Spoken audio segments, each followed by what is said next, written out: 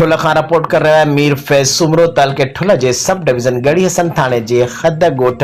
बोदलो भट्टी जो रहवासी उन्नर शाख ता 2 महीना अगवा थी वेल मुगवी नौजवान सदाम हुसैन भट्टी जी बाज़ियाबी लाइ वारसन सियासी समाजी तंजीमुन ने भट्टी बिरादरी जे एहतजाजन रंग लातो। मुगवी सदाम हुसैन भट्टी मुबैना पुलिस मुकाबले बाद बाज़ियाब एसएसपी जैकमाबाद सदाम हुसैन खास के लिए मुगवी सदाम भट्टी जे वारसन के पंहिंजी ऑफिस जैकमाबाद में घुराए धाड़ेलन सां मुकाबले बाद कैद मां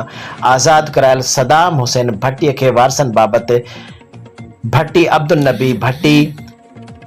सुल्तान अहमद भट्टी, मोहम्मद हयात भट्टी, सहाफ़ी सदाम हुसैन भट्टी के हवाले करे छॾियो। उन मौके ते भट्टी बिरादरी जे मौजूद शख्सियत पारां एसएसपी जैकमाबाद सदाम हुसैन खास केली ऐं डीएसपी गढ़ी हसन सरकी गुलाम सरवर खान बुरड़ो के खुशी में नोटन जा हार पाराए शुक्रिया अदा करे कामयाबीअ जूं